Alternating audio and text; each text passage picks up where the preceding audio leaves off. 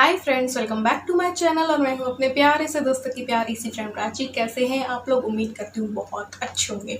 तो आज की जो वीडियो है वो भी एक रिक्वेस्टेड वीडियो है, जो कि है 15,000 जिनकी सैलरी है वो अपना मंथली बजट कैसे प्लान करें। जब भी बजट या बचत की वीडियो मैं बनाती हूँ तो हमेशा आपको कहती हूँ कि जो है अपने चादर से आगे पैर जो हमें है वो नहीं फैलाना चाहिए। तो आगे के लिए अच्छा, मौजूदा दौर को देखते हुए, मौजूदा समय को देखते हुए सभी को ये ट्राई करना चाहिए कि हम कम से कम पैसों में ओनली अपनी ज़रूरतें पूरी करें, अपनी इच्छाओं को पूरा ना करें। तो बजट में क्या आता है? रोटी, कपड़ा और मकान। वापस से आपको बता रही हूँ, आपने मेरी कई बजट वीडियोस देखी होंगी, तो वापस से आपको बता रही हूँ बेसिक ज़रूरत क्या होती है? रोटी, कपड़ा और मकान। रोटी और मकान को हम ऐड करेंगे इसमें मंथली में, और कपड़ा जो है हम ओकेजनली लेते हैं तो उसके लिए एक इमरजेंसी फंड हो जो दे देंगे, तो उसमें से आपको ले सकते हैं। तो लास्ट जो मेरी वीडियो थी 10,000 वाली मंथली बजट की थी, उसे बहुत से जिसके लिए मैंने जिन के लिए बनाई थी उन्हें पसंद आ गई, तो मेरे दिल को वो संतुष्टि। और 2-3 लोगों ने उस पर बवाल भी किए थे, यानी कि सवाल भी खड़े किए थे। तो लेकिन मेरे ख्याल से जो लोग समझ गए वो लोग तो समझ गए, लेकिन जिन्होंने सवाल खड़े किए ना वो समझ नहीं पाए कि मैं समझाना क्या चाह रही हूँ। तो जिसके पास जितना पैसा है वो उतने में ही तो अपना मंथली बजट प्लान करेगा ना। अब उस वीडियो पे मुझे बहुत अच्छे अच्छे कमेंट्स भी आए। तो छाया जी हैं एक, जो कि महाराष्ट्र से हैं, और कविता जी हैं। उन्होंने मुझे ये भी बताया कि महाराष्ट्र में जो छाया जी हैं वो महाराष्ट्र की हैं, और महाराष्ट्र में उन्होंने 5,000 मंथली जो रुपए हैं उसमें भी अपना मंथली बजट प्लान कर रखा है, जिसमें कि वो 1,000 रुपये वाले किराए के रेंट के मकान पे भी रहती थी। तो ऐसा नहीं है कि आप महाराष्ट्र में तो आपको 6,000 किराया ही ज़रूर देना पड़ेगा। ऐसे कई ऐसे एरिया होंगे जहाँ पे आप कम रेंट वाला मकान भी ले सकते हैं। कविता जी ने भी मुझे बताया कि उन्होंने 4,000 या 6,000 में भी शायद बजट जो है मंथली वो चला रखा है। तो करने वाले कुछ भी कर सकते हैं, जहाँ चाह वहाँ रहा। और जिनको करना ही नहीं होता है तो वो वीडियो पे सवाल खड़े करने के लिए आ जाते हैं। तो कविता जी ने मुझे ये छाया जी ने ये बताया था कि महाराष्ट्र में गवर्नमेंट हॉस्पिटल ही इतने अच्छे हैं कि प्राइवेट हॉस्पिटल की ज़रूरत ही नहीं पड़ती है। तो देखिए, इस बात से आप समझ रहे हैं मैं क्या कहना चाह रही हूँ। तो आपका जो ये हॉस्पिटल या मेडिकल वाला फंड है ना, वहाँ पे गवर्नमेंट हॉस्पिटल में आप जो है वो दिखा सकते हैं। ये बात वीडियो की शुरुआत में इसीलिए बता रही हूँ कि जो नहीं समझते ना वो समझने की कोशिश ही नहीं करते। मैं आपके जो यहाँ पे आपको उनके कमेंट्स के स्क्रीनशॉट्स चिपका डालूंगी, ठीक है? मैं कोई झूठ नहीं बोल रही हूँ, मैं स्क्रीनशॉट्स भी उनके दूंगी। तो करने वाले 5,000 में भी अपना महीना चलाते हैं, 6,000 में भी अपना महीना चलाते हैं, 7,000 में भी अपना महीना चलाते हैं, और 8,000 में भी चला। और नहीं, जिनको करना होता है फालतू के सवाल खड़े करने होते हैं, वो 10,000 में भी नहीं चला सकते, वो 20,000 में भी नहीं चला सकते, और वो 30,000 में भी नहीं चला सकते। तो फिर से कहूँगी इंसान को, और इस दौर को देखते फिर से कहूँगी कि इंसान को अपनी सिर्फ बेसिक ज़रूरतें पूरी करनी पड़ेंगी। तो बेसिक ज़रूरतों में आता है रोटी, कपड़ा और मकान। और कपड़ा हम हर महीने नहीं लेते हैं, ठीक है? ओकेजनली लेते हैं, कभी दिवाली पे ले लिया, होली पे ले लिया, ईद पे ले लिया, ऐसे। और रोटी, कपड़ा जो मकान और जो वो है क्या कहते हैं, रोटी, वो बहुत ज़रूरी है। तो वो हम ऐड करेंगे और कोशिश करेंगे कि, और एक बात मैं आपको हमेशा कहती हूँ कि 10% निकाल लीजिए अपने, आपकी जितनी भी सैलरी आ रही है उसमें से अपना 10% निकालिए और एक बार साइड रख दीजिए, और जो पैसा बचे उसमें से आप अपना महीना चलाइए। तो फिर चलिए देखते हैं 15,000 सैलरी में हम कैसे अपना मंथली बजट जो है वो चला सकते हैं। तो ये देखिए मंथली बजट, यानी कि 15,000 सैलरी वालों का मंथली बजट। सबसे पहले मैं ये बता दूं, कई बार मैं आपको कह चुकी हूँ कि जितनी आपकी सैलरी हो उसमें से 10% आप निकाल के पहले ही रख दीजिए सेविंग के तौर पे। तो ये देखिए 1,500 रुपये हम पहले ही निकाल देंगे 15,000 सैलरी में से, तब हमारे पास बचेंगे 13,500 रुपये। इन 13,500 में ही हमें अपना महीना जो है वो चलाना है, ठीक है? अब हम हमारे पास जितना पैसा है उसके अकॉर्डिंग ही हम अपनी सभी चीज़ों को बांटेंगे, पैसे को डिवाइड करेंगे। रेंट, यानी कि मकान का रेंट, तो ये मैंने दिया है 4,000 रुपये, क्योंकि मुझे पिछले वीडियो में बहुत से कमेंट आए थे कि हम 1,000 रुपये में भी रहे हैं, हम 2,000 में भी रहे हैं, 4,000 में भी रहे हैं। तो आपको वैसा ही एरिया चुनना है और ऐसा ही घर चुनना है जिसका जो किराया है वो 3 से 4,000 रुपये हो, क्योंकि हमें अपने चादर से आगे पैर नहीं फैलाने। अगर आपका अपना घर है तो आपके सीधे सीधे 4,000 रुपये बचते हैं, और आप इससे सेविंग में भी डाल सकते हैं, चाहे या यहाँ ऐड कर लें, यहाँ ऐड कर लें, यहाँ ऐड कर लें, अपनी ज़रूरतों में, दूसरी ज़रूरतों में ऐड कर सकते हैं। दूसरा आता है ग्रॉसरी। ग्रॉसरी को मैंने दिया है 2300 रुपये, यानी कि 2300 रुपये। 2300 रुपये में काफ़ी कुछ ग्रॉसरी आपको मिल जाएगी। तो 30 रुपये का हम आटा समझें किलो एक, तो 15 किलो जो आटा है आपका 450 रुपये में आ जाएगा। हमें ऐसा सामान लेना है जिसमें कि पैसा भी ज़्यादा मिले ना लगे।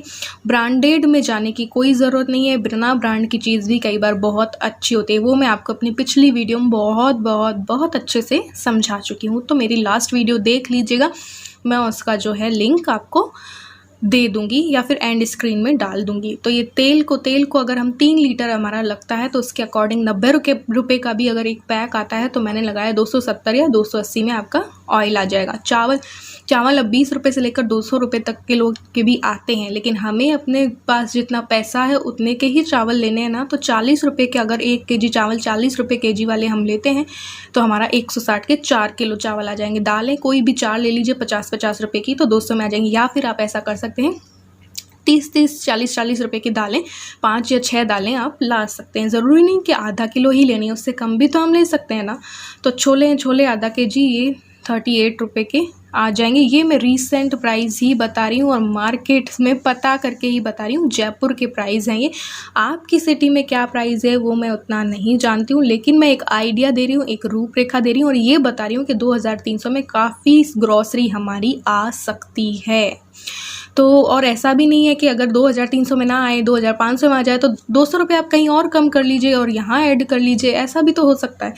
तो छोले हो गए, काले चने हो गए, चीनी आपकी आ जाएगी 3 से 4 किलो 150 रुपये में। बेसन 1 केजी 62 रुपये का था, मैंने पता किया जिस दुकान में जाके होलसेल वाली में, तो यहाँ पे मैंने फिर भी 70 रुपये लगाया। मैदा 1 केजी 28 का, सूजी 1 केजी 36 रुपये की, और ये ब्रांडेड सूजी थी, लक्ष्मी भोग वाली थी। उससे अगर आप जो है खुली सूजी लेंगे तो आपको और कम में मिल सकती है। नमक जो है 18 या 20 का पैकेट आ जाता है, टाटा सॉल्ट का। ऐसे ही सारे मसाले 200-200 ग्राम करेंगे तो आपको इस प्राइस में मिल जाएंगे। और घी जो है आधा केजी 1 केजी का है 420 रुपया, या इससे कम भी था कई जगह पे मैंने देखा। कृष्णा घी 380 रुपये का था, लेकिन हमने 420 में हमें मिला तो मैं उसके अकॉर्डिंग बता रही हूँ। 210 रुपये आधा केजी के। आप वनस्पति घी भी यूज़ कर सकते हैं इसकी जगह पे। तो जब इन सब का टोटल हम करते हैं तो हम पाते हैं कि हमारे पूरा टोटल होता है 1882। बट मैंने दिए थे ग्रोसरी को 2300, तो 2300 में से जब हम 1882 को घटाएंगे तब हमारे पास बचता है 418। तो हम राउंड फिगर में ले लेते हैं, 400 मान लेते हैं। 400 में आप सर्फ अपना ले लीजिए, आप साबुन ले लीजिए, क्रीम ले लीजिए, पाउडर ले लीजिए, शेविंग क्रीम ले लीजिए। फिर मैं यही कहूँगी कि सर्फ और साबुन क्रीम 400 रुपये में तब पूरे होंगे जब आप ये सर्फ एक्सल, और अगर आपने ले लिया ना एरियल सर्फ एक्सल, तो आपके 400 में नहीं होने वाले। मैं आपको पिछली वीडियो में बहुत अच्छे से समझा चुकी हूँ। कुछ सर्फ आते हैं ब्रांडेड और कुछ सर्फ आते हैं, व्हील आता है, कोई आता है घड़ी आता है, ऐसे बहुत से सर्फ आते हैं जो 40 से 50 रुपये का एक पैकेट आ जाता है। तो ब्रांडेड में जाने की ज़रूरत नहीं है। काम ये सारी चीज़ें वही करती हैं जो ब्रांडेड चीज़ें करती हैं। ब्रांडेड वाली चीज़ मैं आपको बहुत अच्छे से अपनी पिछली वीडियो में बता चुकी हूँ, जो कि 10,000 मंथली बजट वाली थी।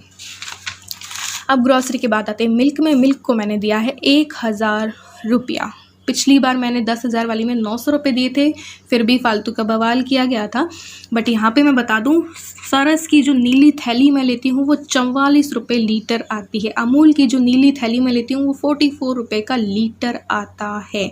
अब फिर से बता दूँ, अगर आपके पास लिमिटेड पैसा है तो आप 5 लीटर दूध तो नहीं पी लेंगे ना एक दिन में, हैं नहीं पी पाएंगे ना। आपके पास जितना पैसा उतना ही पिएंगे ना। अगर आपके पास इससे भी कम पैसा हो तो आपको दिन में आधा लीटर ही दूध लेना पड़ेगा। आप कैसे 1 लीटर ले लेंगे? जब हमारे पास पैसा ही नहीं है तो हम 1 लीटर दूध कैसे ले लेंगे?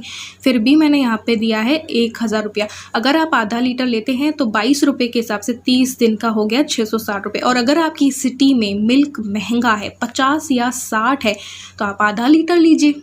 कौन कहता है 1 लीटर ही ज़रूरी है? कोई हार्ड एंड फास्ट रूल तो है नहीं कि हमें 1 लीटर ही लेना है। आधा लीटर में आप काम चलिए। जितना पैसा हमारे पास है हम उतना पैसे में ही अपना बजट चलाएंगे ना। तो मैंने फिर भी 1000 रुपये दिया है। आप 1000 इसलिए दिया है कि आप एक दिन 1 लीटर लेंगे और एक दिन आधा लीटर लेंगे। जिस दिन आप 1 लीटर ले रहे हैं उस दिन आप पूरा 1 लीटर नहीं खा पाएंगे, आपको उसमें से बचाना है ताकि अगले दिन में ऐड हो जाए। और ये फिर मैंने वेजिटेबल्स को दिया है 600 रुपया। 150 रुपये वीकली, यानी कि मंडी से आप लाइए जहाँ से आपको सस्ती वेजिटेबल्स मिल सकती हैं। और दूसरा मैं आपको बताऊंगी, हमारी दालें होती हैं जैसे कि चना दाल मोगर हो गया, मूंग दाल मोगर हो गया, बेसन हम सामान में लेते हैं तो बेसन की कई सब्ज़ी बन सकती हैं, आटे की कई सब्जियां बनती हैं। तो ऐसी बहुत से घर में चीज़ें होती हैं जिससे हम सब्ज़ी बना सकते हैं। तो इसलिए मैंने सब्ज़ी को 600 रुपया दिया है। जितना हमारे पास पैसा है उतनी ही सब्जियां हम लाएंगे। 5000 की सब्ज़ी हम ला नहीं सकते, इसलिए। फिर गैस है, गैस छोटी फैमिली 4 जनों की फैमिली में 2 महीने जो है वो चल जाता है ना। तो मैंने 800/2 कर दिया, यानी कि 2 महीने चलता है तो 1 महीने का हमारा खर्चा आया 400 रुपये। और ये दोनों महीने हमको अलग अलग 400 रुपये रख देने हैं, ताकि जो है जब हमें गैस खरीदना हो तो ये 800 रुपये हमारे पास हो। इलेक्ट्रिसिटी बिल को मैंने दिया है 800 रुपये। जितना हमारे पास पैसा है उतनी ही बिजली हमें यूज़ करनी पड़ेगी। हम अब ये तो है नहीं कि पैसा नहीं है फिर भी हम एसी खरीद लें और एसी चलाएं, तो उससे तो 1 महीने में 6000 3000 बिल आ जाता है। अपना एक्सपीरियंस बता रही हूँ। तो जितना हमारे पास पैसा है उतना ही हमें बिजली को यूज़ करना है। तो यहाँ पे मैंने इलेक्ट्रिसिटी बिल को 800 रुपया दिया है, वाटर बिल को 200 दिया है, तो मिल के 1000 हो जाएंगे। स्कूल फीस है 2 बच्चों की अगर मान के चलें तो 1500 रुपये। 700 इंटू 2 बच्चे हैं तो एक जने की 700। क्योंकि बहुत से ऐसे स्कूल हैं, कहने को लोग कह देते हैं टीचिंग फीस ही 3000 है, लेकिन बहुत से ऐसे स्कूल होते हैं जहाँ पे स्कूल फीस जो है बहुत कम भी होती है, 500 भी होती है, 250 भी होती है। बट मैंने यहाँ पे 700 दे दिया है। और मैं कई बार कह चुकी हूँ कि गवर्नमेंट स्कूल में पढ़ने वाले बच्चे भी डॉक्टर इंजीनियर बनते हैं, और कभी कभी प्राइवेट और अच्छे से अच्छे स्कूल में पढ़ने वाले बच्चे भी नहीं बन पाते। स्कूल एक स्टेटस सिंबल बन गया है सिर्फ। बाकी आपके पास अगर पैसा है तो आप पढ़ाइए, नहीं है तो हम कैसे ऊंचे स्कूल में पढ़ा सकते हैं। हमें गवर्नमेंट स्कूल में भी पढ़ाना पड़ता है कई बार बच्चों को, बात ये है ना। तो यहाँ पे मैंने 1500 रुपये दिए। मोबाइल रिचार्ज को मैंने 300 रुपया दिया है। 150 रुपये एक जने का, पति पत्नी का, ठीक है, 2 जनों का 300, तो 150 300 हो गए। जियो में आपको 150 रुपये में 1.5 GB नेट मिलता है, प्लस फ्री कॉलिंग मिलती है। आजकल तो जियो का ज़माना है तो फ्री कॉलिंग भी मिल जाती है। और जो नेट मिल गया तो हमें अपने आप को अपडेट वैसे ही रख सकते हैं। हमें न्यूज़पेपर नहीं लेना, कुछ नहीं लेना, हम नेट में सारी न्यूज़ देख सकते हैं। तो एक हमारे पास अगर जियो हो गया ना तो हम अपने आप को, और नेट हो गया तो जो है हम कॉलिंग भी कर सकते हैं, अपने आप को अपडेट भी रख सकते हैं। यूट्यूब में देखिए, आप गूगल पे सर्च कीजिए, बहुत सी खबरें आपको मिल जाएंगी। तो आपका न्यूज़पेपर का खर्चा जो है वो बच जाएगा, ठीक है। तो केबल को यहाँ पे मैंने दे दिया है 300 रुपया। ट्रांसपोर्ट को मैंने 1000 के, कहीं आना जाना पड़े तो ट्रांसपोर्ट का, बस हो, लोकल ट्रांसपोर्ट आप यूज़ कीजिए। अगर आपके पास अपना व्हीकल नहीं है, आप लोकल ट्रांसपोर्ट यूज़ करेंगे। जैसे बसेस चलती है ना, अभी तो इस वायरस के चलते ऐसा कुछ नहीं है, तो लेकिन नॉर्मल, कभी तो नॉर्मल ज़िंदगी होगी ना, और पहले तो नॉर्मल ज़िंदगी थी ना, तो उसके अकॉर्डिंग मैं बता रही हूँ कि 1000 आपका ट्रांसपोर्ट का ले लीजिए, और 1000 हम दे देते हैं मेडिकल को। लेकिन मेडिकल ये होता है कि हर महीने मेडिकल की ज़रूरत नहीं होती है हमें, किसी महीने होती है, किसी महीने नहीं होती है। तो जिस महीने आपको मेडिकल की ज़रूरत हो तो ये 1000 रुपया आप मेडिकल को दे सकते हो। और जिस महीने मेडिकल की ज़रूरत ना हो तो आप उसमें आप कभी होटल जा सकते हैं, या कभी आप अपने कोई कपड़ा वपड़ा आपने ख़रीद लिया या कोई शॉपिंग कर ली, वो ये 1000 रुपया आप वहाँ पे से इमरजेंसी फंड बोल लीजिए, कुछ भी बोल लीजिए। तो ये है, इस तरीके से इन सब का टोटल करेंगे हम तो आता है हमारे पास 13,400 रुपये। और मैंने यहाँ पे बताया था 1500 रुपये पहले ही आपने बचा लिए। ऐसे आपको समझ नहीं आ रहा तो वैसे बता देती हूँ। अब इन सब का टोटल क्या हुआ, 13,400 रुपये। और हमारी सैलरी कितनी थी, 15,000। तो 15,000 में से हम जब हमारा पूरा टोटल खर्चे जो हो गए वो 13,500 को निकालेंगे तो हमारे पास बचता है 1500 रुपया। अब इस 1500 रुपये को आप पोस्ट ऑफिस में आरडी में डाल सकते हैं, या अपने बैंक अकाउंट में डाल लीजिए, आरडी करवा लीजिए। मैंने तो आरडी करवा रखी है। आरडी 100 रुपये से लेकर होती हैं, 500 की भी होती है, 1000 की भी होती है। अब आपके पास है 1500 रुपये, तो आप क्या कीजिए, 1000 की आरडी करवा लीजिए। 500 की 2 बच्चे हैं तो उन दोनों के नाम की 500 की आरडी करवा लीजिए। फिर भी आपके पास 500 रुपये बचता है। इस 500 का आप थोड़ा सा खुले खाते में रखिए या गुल्लक में डाल दीजिए, ताकि कोई आपको इमरजेंसी कभी आती है तो वो पैसा आपके काम आ सके। तो यहाँ पे हमने फिर भी मेडिकल का भी दे दिया, फिर भी हमारे पास 500 बच रहा, सेविंग 1000 रुपये हो रही है। तो ये था मेरा आज का 15,000 सैलरी वालों के लिए मंथली बजट। उम्मीद करती हूँ आपको ये बजट पसंद आया होगा। तो फ्रेंड्स, ये थी मेरी आज की बजट की वीडियो। उम्मीद करती हूँ आपको पसंद आई होगी। और हमारे पास जितना पैसा है उतने में ही हम बजट बनाएंगे। तो बहुत सिंपल तरीके से आप लोगों को मैंने समझाया है, एक गृहिणी के तरीके से, कि एक औरत का दिमाग कितना काम कर सकता है, उसके अकॉर्डिंग मैंने आपको समझाया है। आपके स्टेट में किस चीज़ का क्या प्राइस है वो आपको पता करना है, और ये मैंने एक आइडिया दे दिया है, उसके अकॉर्डिंग आप अपना बजट बना सकते हैं। अमाउंट जो है आप ऐड कर लीजिए, ये बेसिक चीज़ें हैं, मैंने बता दिए। अमाउंट आप ऐड कीजिए, लेकिन फिर मैं कहना चाहूँगी कि अगर चाहो तो ढूंढो तो भगवान भी मिल जाते हैं। तो आपको कम रेंट वाला जो है घर क्यों नहीं मिल सकता, मिल सकता है चाहो तो। और जो मेडिकल का फंड भी मैंने 1000 दे दिया है, लेकिन कुछ एक ऐसे पॉइंट है, जैसे कि छाया जी ने बोला कि अच्छे गवर्नमेंट हॉस्पिटल भी होते हैं, तो आप वहाँ पे अपना इलाज करवाइए। रेंट भी 1000 रुपये वाला भी घर मिलता है या 4000 वाला भी मिलता है। तो इस तरीके से आप अपने बजट को मैनेज करना होगा। वो जो नेगेटिव कमेंट्स करने वाले आते हैं, उनकी सैलरी मैं दावे के साथ कह रही होती हूँ, ना 10,000 है ना 15,000 है। जो अपने बच्चे की टीचिंग में 3000 दे रहा है, उसके कैसे 10,000 होगी। अब मेरी बच्ची की भी है 4500 या 5000 होगी मेरी बच्ची की टीचिंग फीस। तो मैं ये थोड़ी कहती हूँ कि हमारी सैलरी 10,000 है, नहीं है, तभी तो हम इतना कर पा रहे। अब हमारी सैलरी अगर 10 या 15 ही होती तो मैं अपनी बच्ची को उसी स्कूल में डालती जो मेरे बजट के अंदर होता, उतना ही सामान लेती जितना कि मेरे बजट के अंदर होता, वैसे ही घर में रहती जो कि मेरे बजट के अंदर होता। तो ये है ना, उतना ही दूध लेती जो मेरे बजट के अंदर होता। दूध का है, आपकी सिटी में अगर 60 रुपये किलो है, 70 रुपये किलो है, तो आप आधा किलो ले लीजिए, 35 रुपये का ले लीजिए एक दिन में, फिर भी आपका 1000 के अंदर तब भी हो जाएगा। अब ये नहीं हम कर सकते, अगर हमारे पास पैसा नहीं है तो हम नहीं 2 किलो दूध पी सकते दिन में, नहीं हम 10,000 के घर में रह सकते। ये बात समझने वाली होती है, लेकिन सब समझते हैं। जिनके इससे कम में भी लोग चलाते हैं, तो उन्होंने तो मुझे एक स्क्रीनशॉट में आपको पहले भी बोल चुकी हूँ कि दिया है, तो मैं स्क्रीनशॉट दूंगी। इससे कम में भी लोग चलाते हैं। तो ये तो बहुत इजी तरीके से बहुत अच्छा बजट मैंने बता दिया है आपको। उम्मीद करती हूँ पसंद आएगा। नेक्स्ट वीडियो और आएगी 20,000 सैलरी वालों के लिए। जैसे जैसे पैसा हमारे पास बढ़ता है, वैसे वैसे बजट में थोड़ी सी सहूलियत मिलती रहती है। तो नेक्स्ट वीडियो है 20,000 बजट वाली, अभी ये है 15, और लास्ट वीडियो ज़रूर देखिएगा, उसमें पूरा डिटेल से मैंने समझा रखा है, बहुत ज़्यादा डिटेल में समझाया था मैंने। तो पसंद आई हो तो लाइक और शेयर ज़रूर से कर देना। आज के लिए इतना ही, मिलते हैं एक और न्यू वीडियो के साथ। Bye bye.